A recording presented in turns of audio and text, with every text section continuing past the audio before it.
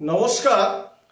আজ থেকে আমি বাচ্চাদের যে বাংলার যে গ্রামার অর্থাৎ ক্লাস 4 থেকে ক্লাস 6 পর্যন্ত 4, 5, 6 এই তিনটি শ্রেণীর পাঠ্য বইয়ের যে গ্রামারগুলো থাকে টুকিটাকি সেইগুলো নিয়ে কিন্তু আলোচনা করতে শুরু করলাম।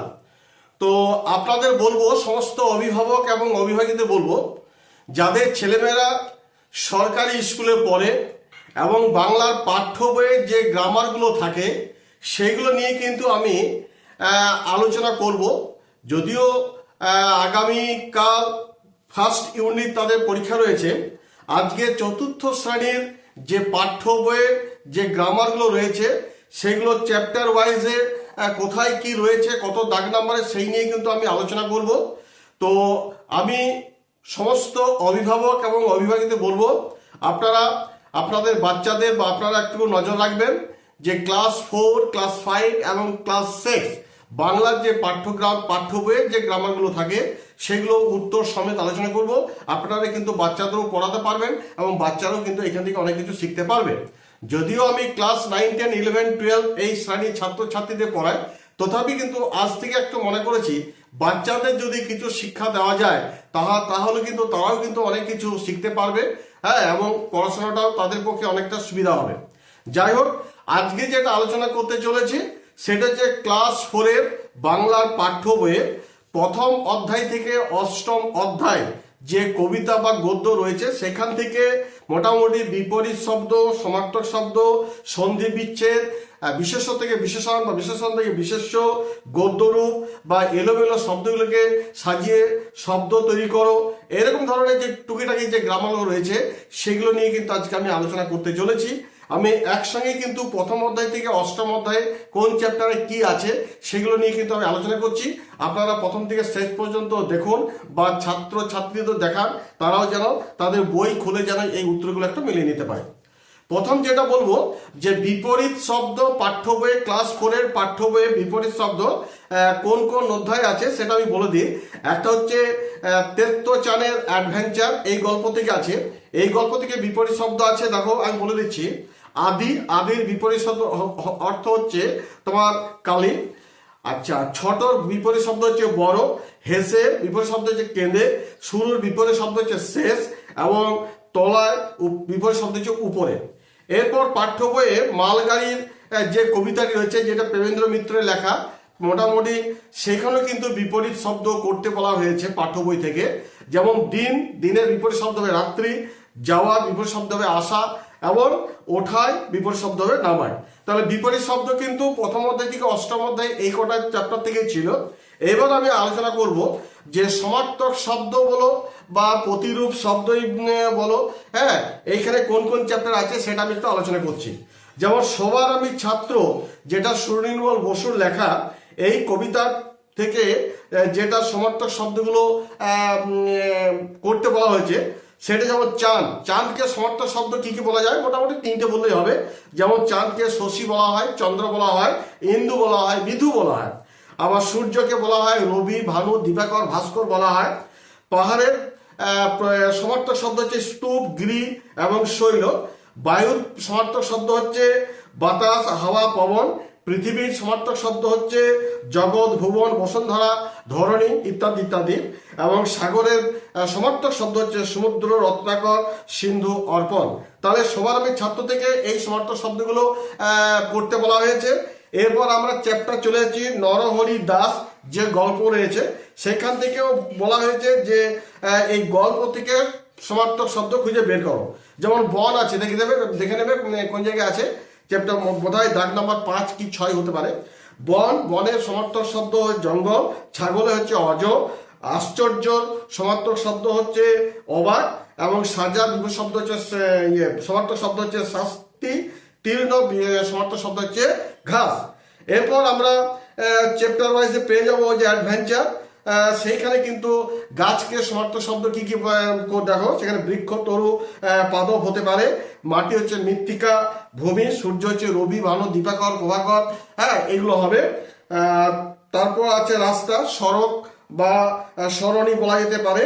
আর আকাশকে ব্যায়াম এবং অন্তরিক্ষ বলা যেতে পারে। এবার বনভোজনে কিন্তু দেওয়া আছে যে একই অর্থ এই শব্দ পাঠ থেকে খুঁজে রাখো, সেখানে আছে বনভোজনে আছে, কবিতা থেকে আছে ইচ্ছা, সেটা কবিতা থেকে খুঁজে বের করে নেবে, সেটা হচ্ছে শখ, বাগান বাগিচা হবে, চড়াই ভাতি বনভোজন হবে, নিদ্রা ঘুম হবে। এবার ছেলেবেলার দিনগুলি থেকে যেটা পূর্ণলতা চক্রবর্তী লেখা, হ্যাঁ, এইখান থেকেও কিন্তু প্রতিশব্দ লিখতে বলা হয়েছে। যেমন সাথী, সাথী থেকে আমরা কি কি বলতে পারি, মিত্র বন্ধু সঙ্গী বলতে পারি। বিশ্রাম থেকে কি কি বলতে পারি, অবকাশ বলতে পারি, বিরাম বলতে পারি, নিবৃত্তি বলতে পারি। মজাটা প্রতিশব্দ কি কি হতে পারে, আনন্দ, আমোদ, তামাশা। সিঁড়িটা হচ্ছে সোপান, মই। রান্নাঘরটাকে বলা যেতে পারে পাকশালা, রান্নাঘর। হ্যাঁ, তারপর তোমার নিশাটা হতে পতাকা এবং ধ্বজা হতে পারে। আর এরপর যে মালগাড়ি কবিতা রয়েছে প্রেমেন্দ্র মিত্রের লেখা, এখান থেকেও কিন্তু সমার্থক শব্দ খুঁজে বাক্য রচনা করতে বলেছে। হয়তো বাক্য রচনাটা আমি বলছি না, কিন্তু সমার্থক শব্দটা বলে দিচ্ছি। বাড়ি, বাড়ি হচ্ছে যেটা তোমার বলা হবে বাসাঘর। নদী, তটিনী, প্রবাহিনী বলতে পারি আমরা। আর ভাবনা, চিন্তা বলতে পারি। আচ্ছা, ধান্দা যেটা ফিরিক, খুশিটা হচ্ছে আনন্দ, তামাশা। আর তুফান যেটা হচ্ছে ঝড়। যাই হোক, এবার আমরা এই পাঠ্য বইয়ের যেটা সন্ধি বিচ্ছেদ যে অধ্যায়ে আছে, সেই সন্ধি বিচ্ছেদগুলো মোটামুটি সবার আমি ছাত্র, এই কবিতা থেকেও সন্ধি বিচ্ছেদ আছে। আর ছেলেবেলার দিনগুলি যে গল্পটা রয়েছে এখান থেকে কিন্তু সন্ধি বিচ্ছেদ আছে, সেগুলো নিয়ে আমি একটু আলোচনা করছি। তো একটা কথা বলি, যদি আমার ভিডিওটি ভালো লেগে থাকে, বাচ্চাদের সবাইকে বলবো তোমরা কিন্তু আমার এই ভিডিওটিকে ফলো করে দাও। কারণ আমি আজ থেকেই শুরু করলাম চতুর্থ শ্রেণী, পঞ্চম শ্রেণী, ষষ্ঠ শ্রেণী বাংলা পাঠ্য বইয়ের যে গ্রামারগুলো থাকবে সেগুলো নিয়ে আমি কিন্তু আলোচনা করব, যাতে তোমাদের পড়তে অনেকটা সুবিধা হয়। বাচ্চাদের জন্য এরকম ভিডিও কেউ করে না, কিন্তু তথাপি আমি করছি যাতে তোমাদের উপকারে কাজে লাগে। এবং অভিভাবকদের বলবো আপনারা কিন্তু এই ভিডিওটি ফলো করে রাখুন এবং বাচ্চাদের শেখান। তাহলে যেটা বলছিলাম, সন্ধি বিচ্ছেদ দেখুন, প্রথম অধ্যায় থেকে অষ্টম অধ্যায় যেটা ফার্স্ট ইউনিট আছে, সবার আমি ছাত্র থেকে আর ছেলেবেলা থেকে সন্ধি বিচ্ছেদ আছে, সেগুলো আমি বলে দিচ্ছি। সবার আমি ছাত্র থেকে কি আছে দেখো, রত্নাকর, এটা সন্ধি বিচ্ছেদ হবে কি, রত্নযুক্ত আকর। এবার হচ্ছে মেঘালয়, মেঘযুক্ত আলো, কমলসনা, কমলযুক্ত আসনা। এবার ছেলেবেলার দিনগুলি থেকে যে গল্পটা রয়েছে সেখান থেকে কিন্তু সন্ধি বিচ্ছেদ আছে। স্বস্তি, সুযুক্ত অস্থি, নগেন্দ্র, নগযুক্ত ইন্দ্র, আর এটা হচ্ছে আরেক, আর যুক্ত এক। ওকে, এবার চলে যাচ্ছি বিশেষণগুলি, বিশেষ্য রূপ লেখো। এটা কিন্তু আছে, সেটা সবার আমি ছাত্র দেখে নেবে কত দাগ নাম্বার এটা রয়েছে। তো এখানে দেখো বিশেষণ থেকে বিশেষ যে রূপ রয়েছে সেটা সবার আমি ছাত্র এই মোটামুটি কবিতা থেকে আছে। বলে দেখো কর্মী, কর্মীর যেটা বিশেষণ সেটা বিশেষ হবে কর্ম। মৌন, মৌনের বিশেষ হবে মৌনী। বিরাট, বিরাটের বিশেষ হবে বিরাট্য। মধুর, মধুর বিপরীত শব্দে মাধুর্য। এবং কঠোর, কঠোর বিশেষ হবে কঠোরতা। এরপর দেখুন ওই সবার আমি ছাত্রের কিন্তু তারপরেই যে একটা দাগ নাম্বার দেখো, বিশেষ্যগুলোকে বিশেষণের রূপ লেখো। এখানে দেখো বিশেষ্য শিক্ষা আছে, বিশেষণ হবে শিক্ষিত। মন্ত্র আছে, বিশেষণ হবে মন্ত্রমুগ্ধ। বায়ু আছে বিশেষ্য, বিশেষণ হবে বায়ুবীয়। মাঠ আছে বিশেষণ হবে মেঠো। এবং তেজ আছে বিশেষ্য, আর তেজি হবে বিশেষণ। এবার আমি চলে যাব গদ্যরূপ। গদ্যরূপ প্রথম অধ্যায় থেকে একদম অষ্টম অধ্যায়ের মধ্যে কোন কোন জায়গায় গদ্যরূপ আছে সেই চ্যাপ্টারগুলো বলে দিচ্ছি। একটা হচ্ছে সবার আমি ছাত্র, এখানে কিন্তু গদ্যরূপ আছে। আরেকটা আছে বনভোজন কবিতা থেকে কিন্তু গদ্যরূপ আছে। আর গদ্যরূপ রয়েছে তোমার মালগাড়ি কবিতা থেকে কিন্তু গদ্যরূপ আছে। সেই গদ্যরূপগুলো কিন্তু আমি বলে দিচ্ছি, আপনারা কিন্তু একটু খেয়াল করুন, বা বাচ্চাদের বলবো তোমরা একটু দেখে নাও, প্রয়োজনে তোমার স্ক্রিনশট করে নাও এবং কিন্তু এই উত্তরগুলো কিন্তু একটু মিলিয়ে নেবে। যেমন ধরো সবার আমি ছাত্র, যে এখানে যে গদ্যরূপ করতে বলা হয়েছে গ্রামার, দেখো এখানে প্রথম এক নম্বরে যেটা দেওয়া আছে, কর্মী হবার মন্ত্র আমি বায়ুর কাছে পাই রে। এটা গদ্যরূপ কি হবে না, আমি কর্মী হবার মন্ত্র বায়ুর কাছে পাই। 2 নম্বর যেটা আছে, সূর্য আমার মন্ত্রণা দেয় আপন তেজে জ্বলতে। তাহলে এটা গদ্যরূপ কি হবে, সূর্য আমায় আপন তেজে জ্বলবার মন্ত্র দেয়। 3 নম্বর হচ্ছে, ইঙ্গিতে তার শিখাই সাগর অন্তর হোক।